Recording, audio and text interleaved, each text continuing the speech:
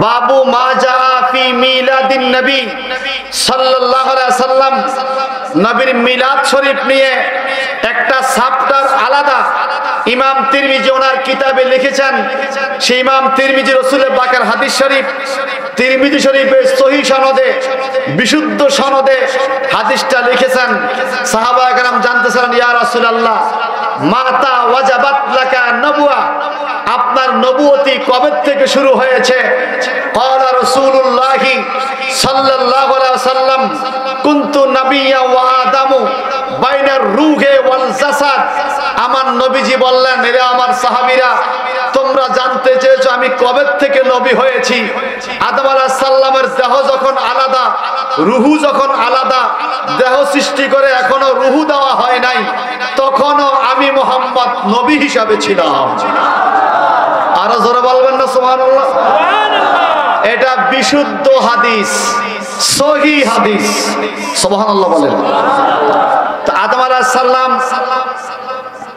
ওনার কপালে যখন নূরে মুহাম্মদীর মেসেজ পাইলেন, তখন আল্লাহকে বললেন, আল্লাহ আমার কপালে নূরে মুহাম্মদী, যার জন্য আপনি সমস্ত পৃথিবী সৃষ্টি করেছেন, অনুরোধ করি মাওলা আপনার কাছে আবেদন, এই নূরে মুহাম্মদীর নূর তো আমার কপালে, কপাল তো দেখা যায় না, একটু কপাল থেকে নূর এনে আমার আঙ্গুলের মাথায় দিয়ে দেন, আমি যেন দেখে আমার চোখ শীতল করতে পারি।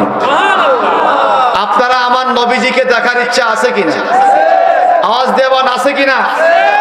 নবীজি বলেন, মান রানি ফিল মানাম ফাকাদ রাআল হক, declared by mouth of Prophet Muhammad Rasulullah sallallahu alaihi wasallam, who saw me in condition of sleeping, who will see me ordinarily by power of Lord to judgment day. আমার নবীজি বলেন, আরে সরাসরি তো দূরের কথা, যেই ব্যক্তি আমি নবীকে স্বপ্নেও দেখে, সে যেন আমি রসুলকে সরাসরি দেখলো। আর নবীজিকে দেখলে ঈমান অবস্থা যদি কারো কপাল জুটে যায়, রসুলের দিদার পেয়ে যায়, বলুন তার ভাগ্যটা ভালো না খারাপ? আওয়াজ দিয়ে বলেন, ভালো না খারাপ? আদম আলাইহিস সালাম বলেন, ও আল্লাহ আমার হাতের মধ্যে একটু নূর মোবারক দিয়ে দেন, আমি যেন মুহাম্মদী নূর দেখে চোখ শীতল করতে পারি। আল্লাহ পাক আদম আলাইহিস সালামের দোয়া কবুল করলেন। মনে রাখবেন বাংলার মানুষ, বাংলার মানুষ সকলকে বলছি মনে রাখবেন, ইমানদার যদি হয়ে থাকেন, রসুল পাকের নামের মহব্বতের উসিলা দিয়ে আপনি যেই দোয়া করবেন সেই দোয়াই আল্লাহ কবুল করবে। আদম আলাইহিস সালাম বললেন, মালিক আমি আপনার কাছে বললাম, যেই নবীর জন্য আমাকে সৃষ্টি করলেন, যেই নবীর কারণে আসমান জমিন সৃষ্টি করলেন, যেই নবীর কারণে জিন ইনসান আর মালায়েকা সৃষ্টি করলেন, জান্নাত জাহান্নাম সৃষ্টি করলেন, ওই নবীর নূর মোবারক আমি আদম নবীর কপালে আমার জীবন ধন্য। কিন্তু কপাল তো দেখা যায় না, যদি কপাল থেকে একটু নূর মোবারক আমার হাতের মধ্যে দেন, আমি আদম নবী নূরে মুহাম্মদী দেইখা চোখ শীতল করব। আল্লাহ পাক দোয়া কবুল করলেন। আদম আলাইহিস সালামের কপাল থেকে একটু নূরের ঝলক এনে আঙ্গুলের মধ্যে দিয়ে দিলেন। আদম নবী নূরে মুহাম্মদের নূরের ঝলক পাইয়া এইভাবে আঙ্গুলে চুমু দিয়ে চোখে লাগাই দেন। একটা মহব্বতে বলবেন না সুবহানাল্লাহ? এটা ভালোবাসা, মহব্বতের বিষয়, এটা মহব্বতের বিষয়। আমাদের ফাজিল মাদ্রাসার ডিগ্রি ক্লাসে একটি কিতাব পড়ানো হয়, তাফসিরে জালালাইন। সারা ভারত উপমহাদেশে কওমি মাদ্রাসাগুলোতে একটি কিতাব পড়ানো হয়, জালালাইন শরীফ। এই ক্লাসের নামই জালালাইন ক্লাস।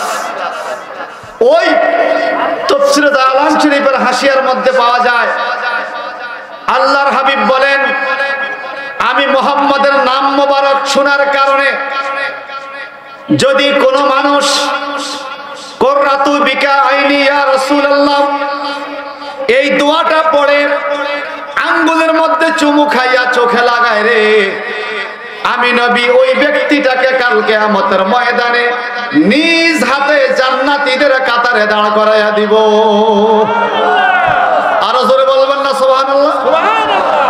এই জন্য রসুল পাক মুহাম্মাদুর রাসূলুল্লাহ সাল্লাল্লাহু আলাইহি সাল্লামের নাম মোবারক শুনে আমরা হাতে চুমু দিয়ে চোখে লাগাই, কারণ এটা আমাদের ভালোবাসা, নবীর প্রতি মহব্বত, ঠিক কিনা?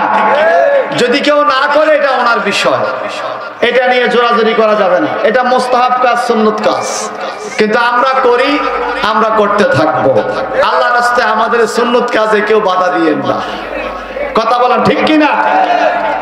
আসুন বন্ধুরা আমার, কোরআনুল কারীম থেকে আমি আপনাদের সম্মুখে ছোট্ট ছোট্ট আয়াতে কারিমার দুটি অংশ বিশেষ তেলাওয়াত করেছি। এই দুইটা আয়াতের উপরে আমি আপনাদেরকে মদিনা মাইকের সাউন্ড যত দূরে যাচ্ছে, দোকানপাটে, রাস্তাঘাটে, বাসা বাড়িতে, হাজিগঞ্জ শহরের অলিতে গলিতে, এই প্যান্ডেলের বাইরে হাজার হাজার মানুষ যারা এই মাইকের আওয়াজ শুনছেন, অনুরোধ করব সমসাময়িক গুরুত্বপূর্ণ বিষয়ের উপরে আমি দুটো কথা বলবো, কোরআন হাদিসের আলোকে মেহেরবানি করে শোনার জন্য অনুরোধ করছি।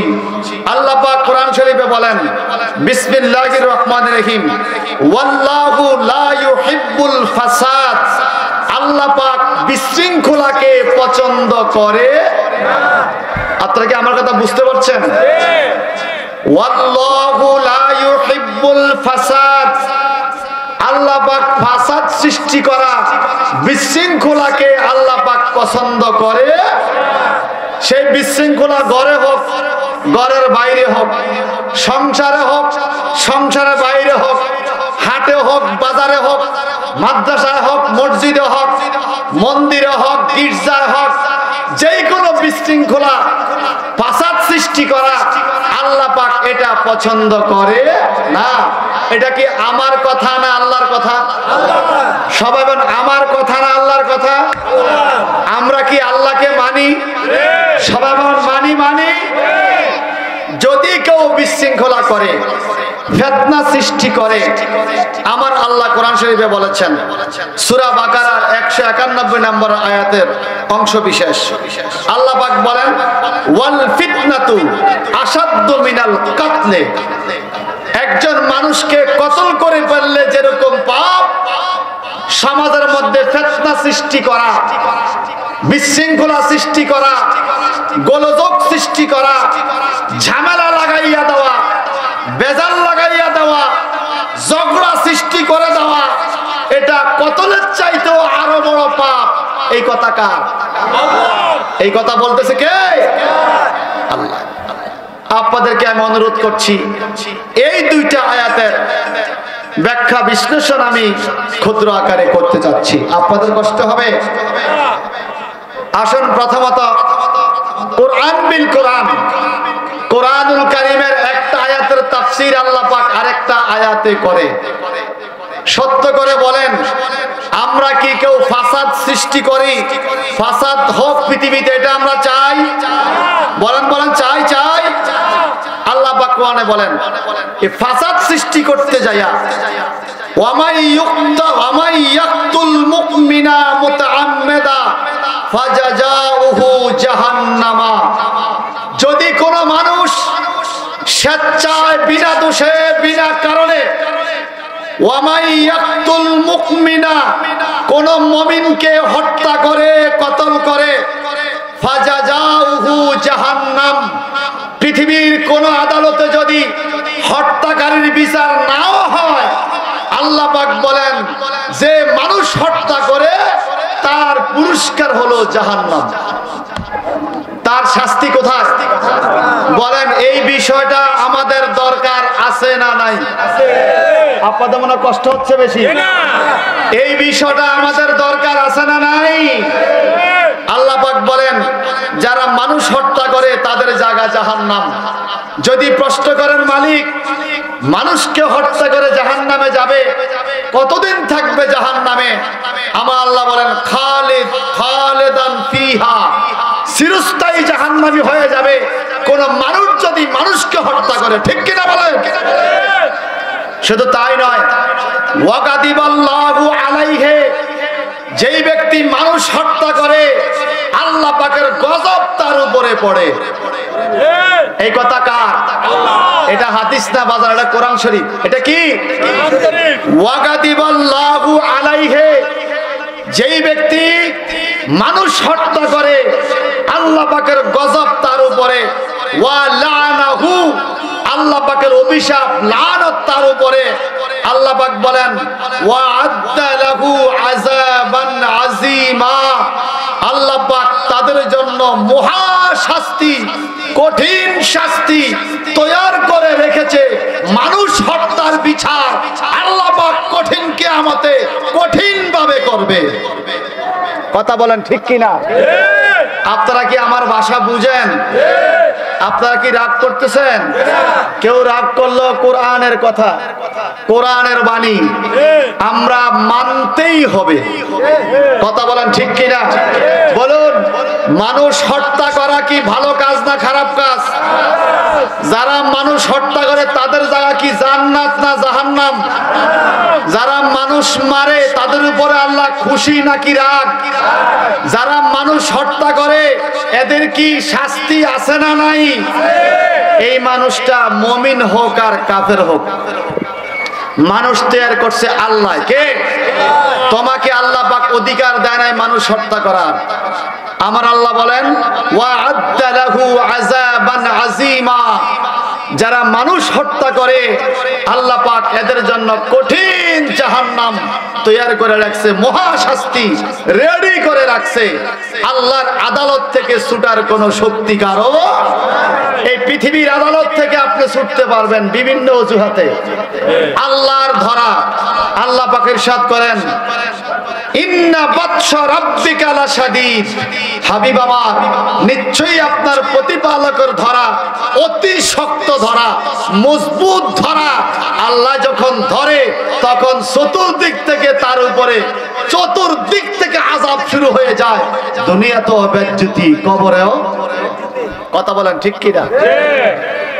ভাইরা আমার, আল্লাহ পাক কোরআনুল কারীমের সূরা মায়েদার 32 নম্বর আয়াতে বলেন মান কাতালা নাফসাম বিগাইরে নাফস, যেই ব্যক্তি কোন আত্মাকে হত্যা করে।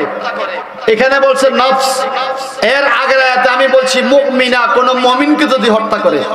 এখন বলতেছে মান কাতালা নাফসান বিগাইরে নাফস, কোন আত্মাকে বিনা দোষে যদি হত্যা করে।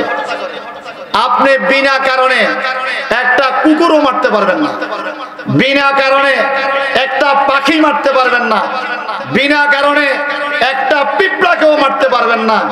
আর আমরা যদি মানুষকে মেরে ফেলি সেটার শাস্তি আছে না নাই?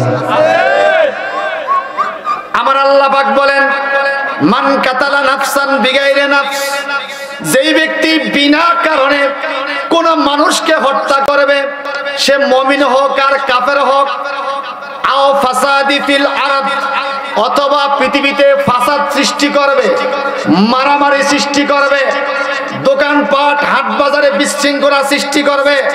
আল্লাহ পাক বলেন ফাকা আন্নামা কাতালান নাসা জামিয়া, যেই ব্যক্তি একজন আত্মাকে হত্যা করছে সে যেন সারা পৃথিবীর মানুষগুলোকে হত্যা করে দিয়েছে। নাউজুবিল্লাহ বলবেন না?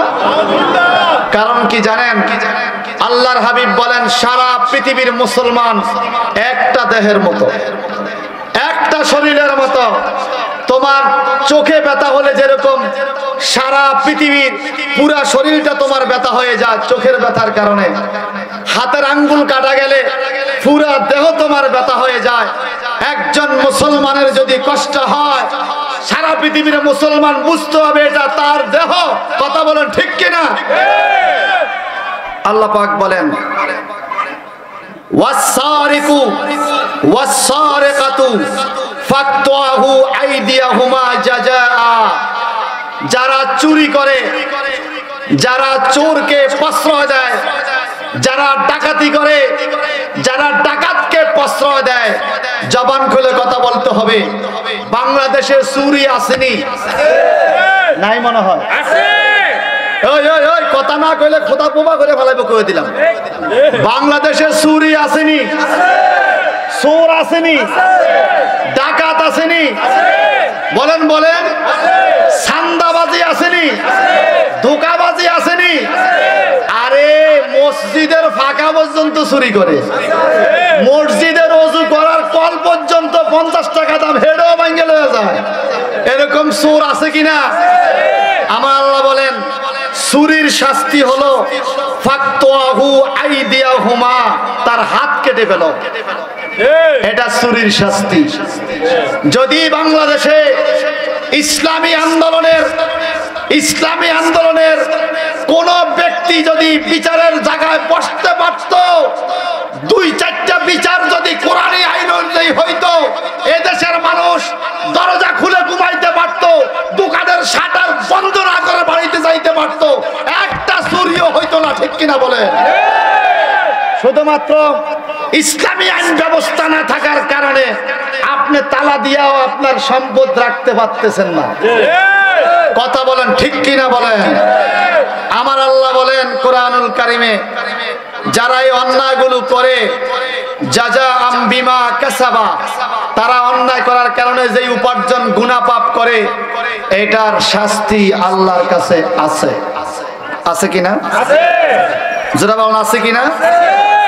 আমার আল্লাহ আমাদেরকে পাপাচার কাজগুলোর মধ্যে ফিতনা সৃষ্টি করা, ফাসাদ সৃষ্টি করা, মানুষ হত্যা করা, গোলযোগ বিশৃঙ্খলা সৃষ্টি করা থেকে আল্লাহ আজকের সুন্নি মহাসমাবেশ থেকে আমি ওলামায়ে কেরামকে সাক্ষী রেখে তোমার কাছে দোয়া করি, মাওলা, যারা বাংলাদেশে পিছনেও ফাসাদ সৃষ্টি করেছে, এখনো ফাসাদ সৃষ্টি করতেছে, ভবিষ্যতে ফাসাদের নিয়ত করেছে, আল্লাহ এদেরকে তুমি হেদায়েত দান করো, এই বাংলাদেশের মানুষের উপরে শান্তি নাজিল করো। আমরা দোয়া ছাড়া আর কি করতে পারবো? আমাদের কাছে কি আছে? দোয়া। বলেন কি আছে? আমরা দোয়া করে দিলাম, আল্লাহ তুমি তারা হেদায়েত করো। আমি চাই না আমার বাংলার একজন মানুষ ফাসাদ সৃষ্টি করে জাহান্নামী হোক, এটা আমি চাই না। আসুন কোরআনুল কারীমের আয়াতের পরিপ্রেক্ষিতে এই কোরআন কারীমের আয়াতের তাফসীরগুলো আমার নবীজি কিভাবে করছে, হাদিসের মধ্যে ফাসাদ সৃষ্টিকারীর কারণে আমার নবী কি ঘোষণা দিয়ে গেছে, এটা শোনার ইচ্ছা আছে কিনা? আসলে আছে। এটা মহব্বতে পড়ে আল্লাহুম্মা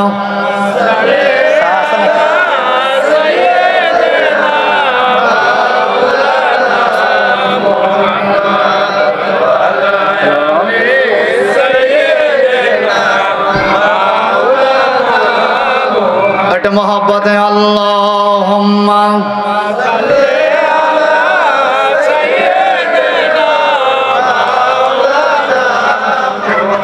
व अला आलि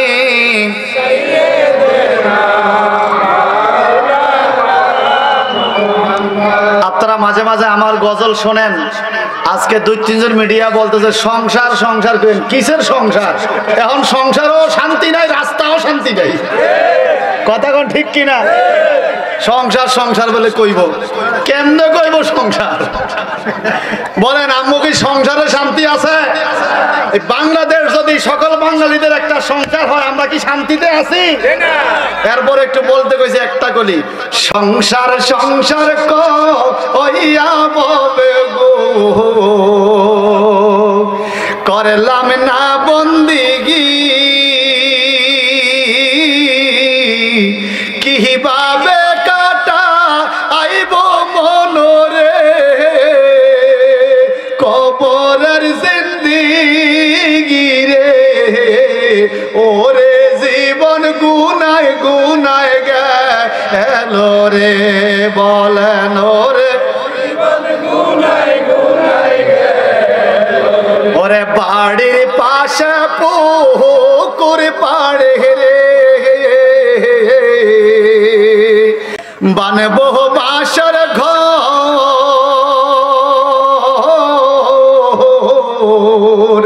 বায়ো নাই মোর পা আন্দব নাই রে, কে লইবে খবর রে? ঠিক কিনা বলেন? ওরে বায়ো নাই মোর পা আন্দব নাই রে, কে লইবে খবর রে, ওরে জীবন গুনায় গুনায়, বলেন বলেন, ওরে জীবন গুনায় গুনায় গেল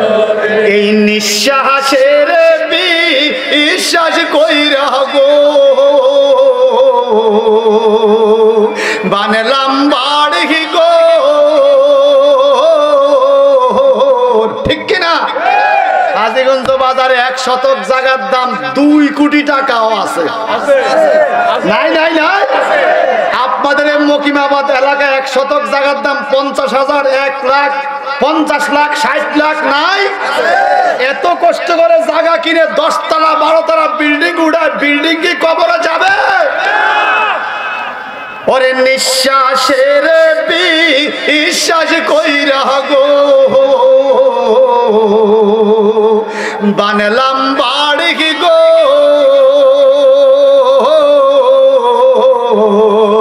কোন দিন জানিয়া আজরাইল আইয়া রে সবই করে পরে ওরে জীবন গুনায় গুনায় এলো রে বলেন ওরে আল্লাহুম্মা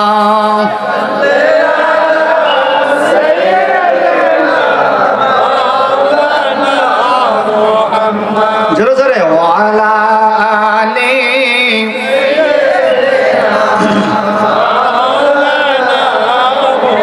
বাজান। আমার বক্তব্য একটা বিষয়ের উপরে, চতুর্দিকে কথা বলার অভ্যাস আমার আগের থেকেও নাই।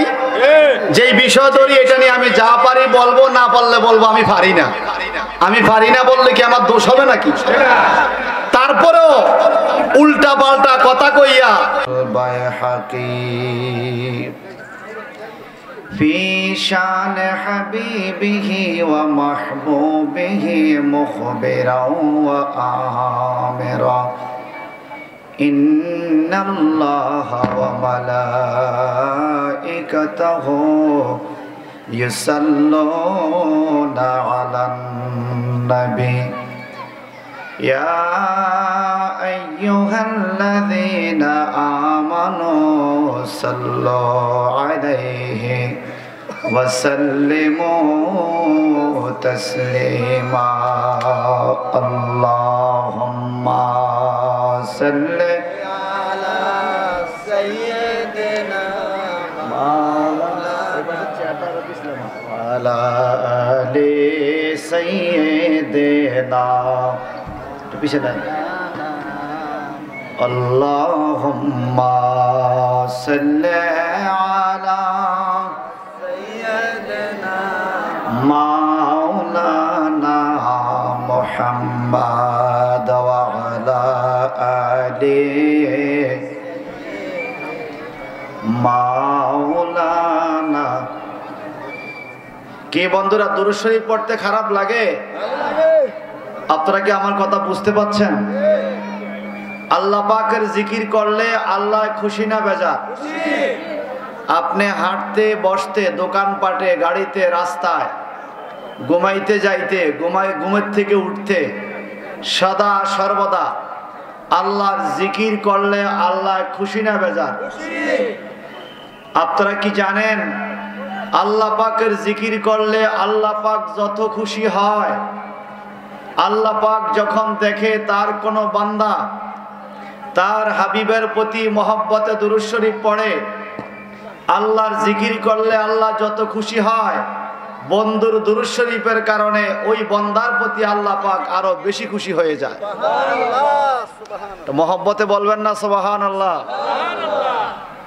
এই যে সুবহানাল্লাহ বললাম, এটাও কার জিকির?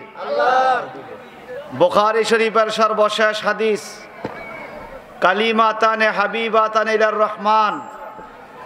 আল্লাহ পাক রহমানের কাছে দুইটা শব্দ, দুইটা কালিমা সবচাইতে প্রিয়। এই দুইটা কালিমা উচ্চারণ সহজ।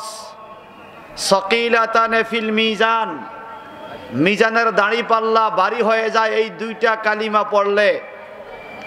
এই দুইটা কালিমা হলো সুবহানাল্লাহি ওয়া বিহামদিহি সুবহানাল্লাহিল আযীম। কোন মানুষ যদি সুবহানাল্লাহ আলহামদুলিল্লাহ পড়ে, মিজানের দাড়ি পাল্লা তার এত বেশি ওজন হবে, যতগুলো নেকি দিলে ওই লোকটা জান্নাতে যাবে। একবার সুবহানাল্লাহ আর আলহামদুলিল্লাহ বলার কারণে আল্লাহ পাক ওই ইমানদারের আমল নামা ততগুলো নেকি দান করবে। এই জন্য সওয়াবের নিয়তে সবাই মহব্বতে বলুন তো আলহামদুলিল্লাহ, আর একটু জোরে বলুন না সুবহানাল্লাহ। আল্লাহ পাককে খুশি করার জন্য আমরা দুরূদ শরীফ পড়ি, কোনো মানুষকে খুশি করার জন্য নয়, এটা মহব্বতে। আল্লাহুম্মা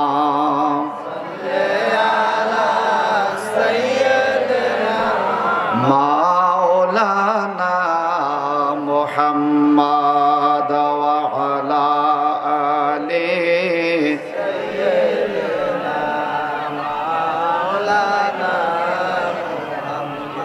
जिसने देखा है मदीना जिंदगी में एक बार सुमोले उनकी कदम सर झुक रहा है बार बार। अल्लाहुम्मा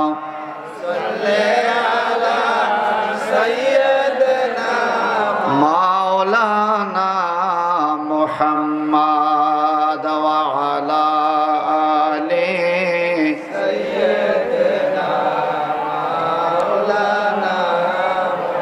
बोलन सुबहानल्लाह वल्हम्दुलिल्लाह ला इलाहा इल्लल्लाह सुबहानल्लाह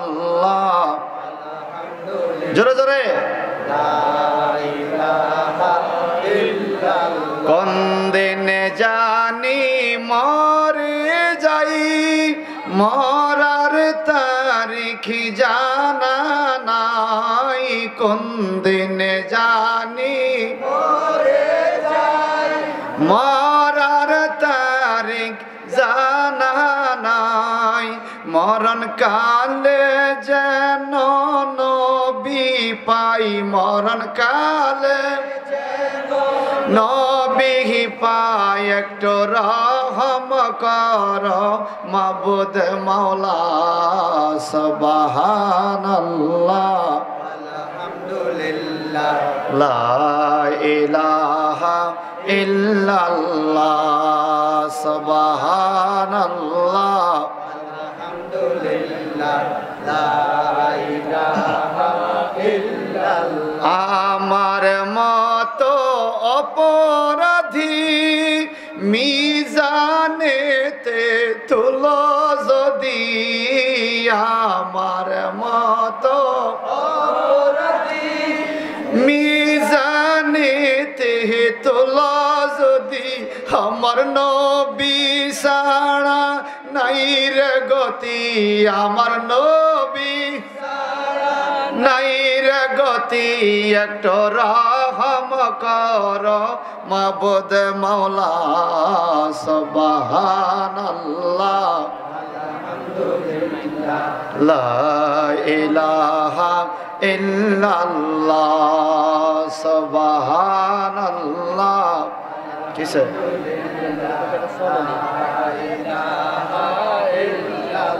লা ইলাহা ইল্লাল্লাহু মুহাম্মাদুর রাসূলুল্লাহ। সকলে বলেন সাল্লাল্লাহু আলাইহি ওয়াসাল্লাম। মুআজ্জাজ মুহতারাম, চাঁদপুর জেলাধীন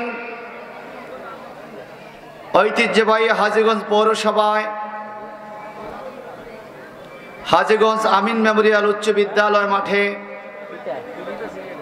উত্তর পশ্চিম মকিমাবাদ যুব সমাজের উদ্যোগে হযরত অলিউর রহমান রহমতুল্লাহর স্মরণে মহাপবিত্র ঈদ মিলাদুন নবী সাল্লাল্লাহু আলাইহি সাল্লাম উদযাপন উপলক্ষে 12তম সুন্নি মহাসম্মেলনের সম্মানিত সভাপতি আলহাজ মোহাম্মদ বিল্লাল হোসেন সাহেব, বিশিষ্ট সমাজসেবক ও সাধারণ সম্পাদক হাজীগঞ্জ উপজেলা দলিল লেখক সমিতি ইতিপূর্বে আগমন করেছেন। আজকের প্রোগ্রামের প্রধান অতিথি পীরে তরিকত আন্তর্জাতিক খ্যাতিসম্পন্ন সুবক্তা আলহাজ হযরত মাওলানা শায়েখ মোহাম্মদ আবু সুফিয়ান খান আবিদি আল কাদরি মাদ্দাজিল্লুল আলী ফির সাহেব বদরপুর দরবার শরীফ টোরাগড়।